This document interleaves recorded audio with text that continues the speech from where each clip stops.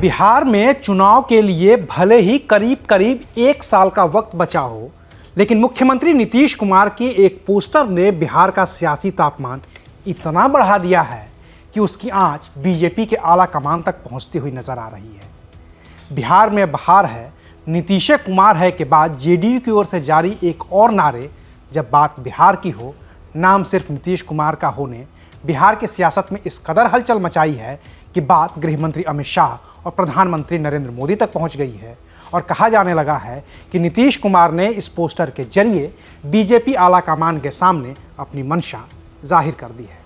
क्या है पूरा मामला, बताएंगे विस्तार से। नमस्कार, मैं हूं अविनाश और आप देख रहे हैं एबीपी लाइव। दरअसल नीतीश कुमार प्रगति यात्रा पर हैं और उन्होंने इस यात्रा की शुरुआत उसी चंपारण से की है जहां से महात्मा गांधी ने अपना पहला सत्याग्रह किया था और जहां से प्रशांत किशोर यानी कि पीके ने भी जनसुराज की अपनी यात्रा शुरू की थी। तो इसी चंपारण से मुख्यमंत्री नीतीश कुमार की यात्रा की शुरुआत के दौरान जनता दल यूनाइटेड की तरफ से एक पोस्टर जारी किया गया है। इसमें साफ तौर पर लिखा था कि जब बात बिहार की हो, नाम सिर्फ नीतीश कुमार का हो। अब जेडीयू के मुख्यमंत्री हैं तो जेडीयू के लिए तो यह नारा मुफीद है, लेकिन क्या इस नारे से जेडीयू की सहयोगी बीजेपी भी उतना ही इत्तेफाक रखेगी? क्योंकि अब वक्त चुनाव का है और इस चुनाव में जेडीयू और बीजेपी न सिर्फ एक दूसरे के सहयोगी हैं बल्कि एक दूसरे की पूरक भी हैं। एक दूसरे के बिना किसी का भी भला नहीं हो सकता। ऐसे में प्रगति यात्रा पर निकले नीतीश कुमार के लिए जो पोस्टर जारी किया गया है, क्या उसे नीतीश कुमार का भारतीय जनता पार्टी के लिए संकेत समझा जाए कि नीतीश कुमार महाराष्ट्र वाले एकनाथ शिंदे नहीं हैं कि चुनाव से पहले जरूरत हुई तो विधायकों को लाकर मुख्यमंत्री बन गए और चुनाव बाद कम सीटें मिली तो मुख्यमंत्री से उप मुख्यमंत्री बन गए? क्योंकि ये बात तो बिहार में भी होनी तय है।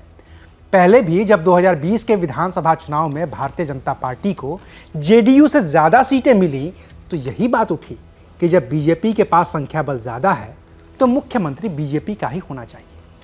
हालांकि तब ये बात बिहार के बीजेपी के नेताओं ने ही उठाई थी, लेकिन आला कमान के हस्तक्षेप के बाद ये बात बंद हो गई और मुख्यमंत्री नीतीश कुमार ही रहे। लेकिन वो उस सहजता के साथ कभी कुर्सी पर नहीं रहे जैसे वो पहले हुआ करते थे।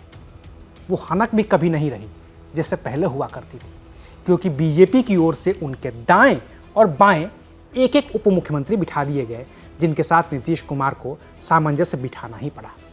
लेकिन अब जब एक बार फिर से बिहार में चुनाव हैं तो नीतीश कुमार के सामने महाराष्ट्र का मॉडल है, जहां कम सीटें मिलने पर एकनाथ शिंदे को मुख्यमंत्री से उप मुख्यमंत्री बनाने में बीजेपी को जरा भी वक्त नहीं लगा।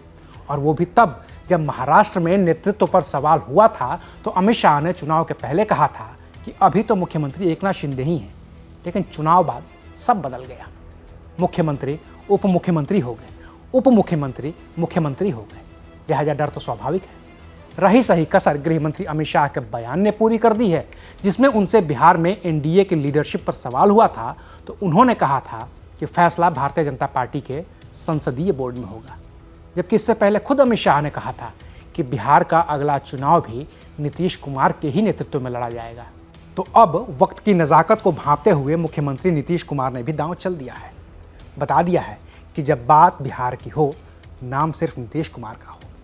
बाकी अगर नीतीश कुमार इसी नारे के साथ आगे बढ़े तो बीजेपी के लिए यह नारा गले की फांस भी बन सकता है, क्योंकि इस नारे का मतलब होगा कि बीजेपी और जेडीयू कम से कम बराबर बराबर सीटों पर चुनाव लड़ें, जबकि अभी बिहार में नीतीश कुमार के पास बीजेपी के करीब आधे ही विधायक हैं और बीजेपी जब सीट शेयरिंग करती है तो विधायकों के संख्या बल के हिसाब से ही करती है।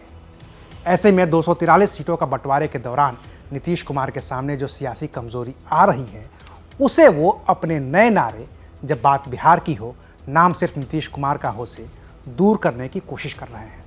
देखते हैं कि ये नारा निकला है तो कितनी दूर तक जाता है।